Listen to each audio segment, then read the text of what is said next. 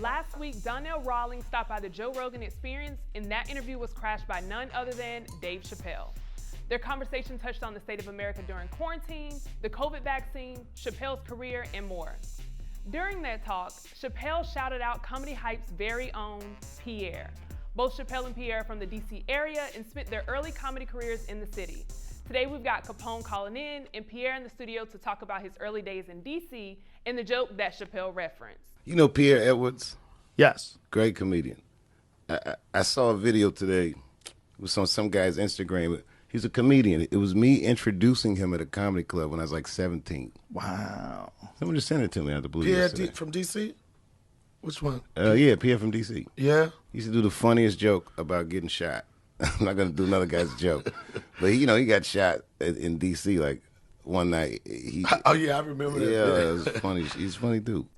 Now, Capone, we're going to have a completely different Pierre now in the studio. The vibe is going to be different. He walked in different. He's sitting different.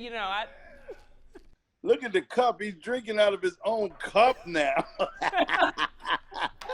Pierre, how are you feeling? How are you feeling? It's the great Pierre to you from now on. It's the great Pierre, okay? If he said it, you can say it, damn it, okay? All right, so let's go. From now on, it's the great Pierre you'll be referencing. I'm feeling good, though. I'm feeling good. It's always good to get some accolades from someone, especially at his level. He's a legend. He's a legend, and he's one of the GOATs. So for him to acknowledge me was dope, So I definitely appreciate it. And from the response, it was incredible, It kind of validated something I already knew. I hate to say it like that, but I think I am great. It's what it is. But when someone else says it, especially on his level, it just puts that stamp on it. So I know a lot of people are wondering and probably have gone back and looked at it. This joke was told on Def Jam. Def Jam, right? The first year, 1992. I got shot a couple years ago. Yeah, man, hanging out with my boys, thinking I'm cool. True story, I got shot 3 times. All of a sudden, his brother approached her. He started talking trash. Now I'm with my boys, I'm gonna talk trash back. I'm like, what's up? What's up?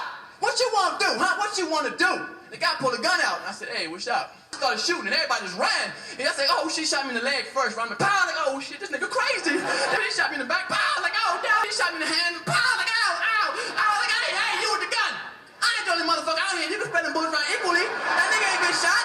You ain't been shot, nigga. So what exactly happened, and what happened when you got shot? 'Cause I said Pierre got shot. Hold on. It's actually funny. What's the joke? It's actually funny because a lot of people thought it was just a joke and didn't really happen. It actually really happened. Yeah, back in 1997, I was hanging out with my friends. My homeboys from this, just hanging out. We were at McDonald's and we were leaving out the McDonald's, and there's, the drive-through was right there by the, when you get out the door. And some car almost hit us as we were trying to pass. They were pulling out. So one word led to another word. They pulled up. They came out. There was some Jamaican guys, and there wasn't many Jamaicans around when I was coming up. So I knew something was odd, but not odd enough. And we wanted to fight, and they wanted to shoot. Okay, and we didn't have no guns. And then I remember the first time I heard a gun. I never heard a gun before in my life at that time. I was young. I thought guns sounded like guns in movies, like. And dude pulled a gun out. He said, "Burn him." I heard pap, pap, pap. I'm thinking, this nigga got a starter pistol out here? What the hell is going on? And once I got hit, my boys, we just started running, and we just running every kind of way. I was trying to run around, just get out of the situation. We're in the parking lot just trying to spread. And, I noticed that our friendships don't really stay that close when bullets start flying. And you on your own, player. I don't know that much. We were close enough when we first met, when we came up here, but now we're going to separate the situation. And I ran. He actually shot me, like, in the leg, in the back, and in the hand. And it was to a point where I always wanted to tell the dude, like, yo, bro, I ain't the only one out here. You can really spread the bullets right equally. This dude's over there ain't been shot. I know I was snitching on people. I was one of the first snitches, okay? I'm people on here. Snitches get bullets, okay? So I was like, him, shit. And luckily, I survived it. Yeah, so, and I thought you die automatically when you get shot. I didn't know it. I didn't know. Whenever I heard somebody got shot, they died. I remember I was in the ambulance, and I asked the ambulance guy, I was crying. I was like, oh, man, am I going to die? And this young dude, about 28 years old, he's like, he damn near said, nigga, you going to be all right, man. I was like, really? That's how you talk to me, man? He's like, you going to be all right. Don't worry about it. Like, I'm the one who was shot. I got bullet holes all over me, man. But, yeah, thank God that I survived. Because, the mean streets of D.C. in the 80s was vicious. And I wound up finding out who shot me, pretty much. I read a book called The Shower Posse. It was about some Jamaican guys, and they were saying that Jamaicans, when they come into a city, if they're drug dealers, they're going to kill each other if there's another Jamaican posse in the same area. Okay. So the place I was at, I found out later on they had killed about like 5 people in an apartment complex about a mile or 2 away from where I got shot at. So obviously it had to be the same crew because it couldn't be different ones. And my neighborhood didn't have Jamaicans around there at the time. So I deduced that it was them. And shout out to the shower posse. But you gave me a good joke, but nigga, no more. I want no more jokes, okay? So what's the joke? How did you take that? You know, for the people who haven't heard the joke, what's the joke? How did you put that on stage? Well, actually, I was shot, and my hand was wrapped up, and I went on stage I was in the hospital for about 2 or 3 weeks, but you know, I was a young comedian, and I went on stage, and I remember someone yelled at me, "What happened to your hand?" And I kind of went through the story off the cuff. And at the time, I was doing jokes that weren't really true jokes, you know, just making up crazy stuff. But that was my first joke. I told the realness of what happened to me, and people started laughing. I was like, hold on, y'all laughing at my real life experience? And then I started realizing, hey, I could talk about my real life experience and people could laugh and not make, you know, just jokes up that aren't really real, you know. Right. So that was the first one. But yeah, basically I said, you know, I just basically was getting shot a whole bunch of times and was told to dudes, hey, I ain't the only one out here, you know, please.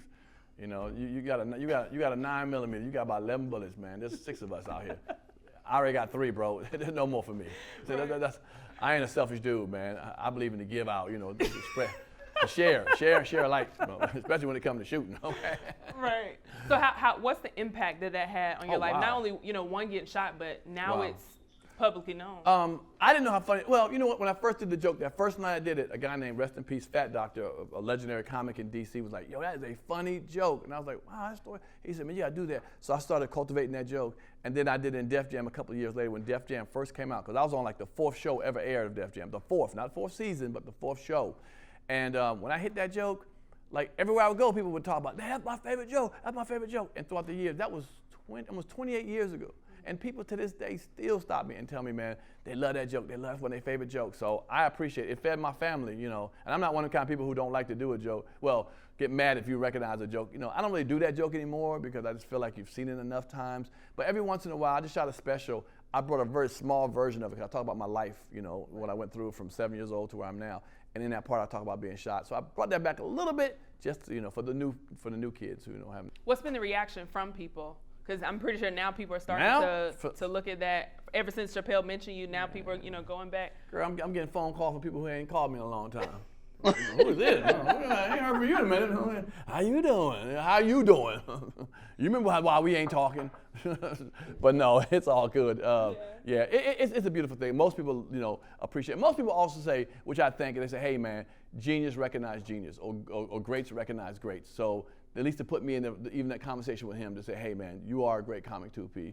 And I see that another great comic, you know, recognized you. So that's really dope. That's real dope. Said giving somebody their flowers while they're here is big, and sure. it does speak volumes. So definitely congratulations. I know a lot of people are gonna be, you know, clicking on that video, and you get to watch it here. So, you know, tell Pierre congratulations in the comments. Let us know what you think of his clip, and we'll be sure to, you know, keep sharing. Congratulations, Pierre. Thank you so much. You're welcome. I need a raise. For Comedy Hype News, I'm Symphony Thompson. Do you know the comedy culture? Play Comedy Hype, the game. Out now.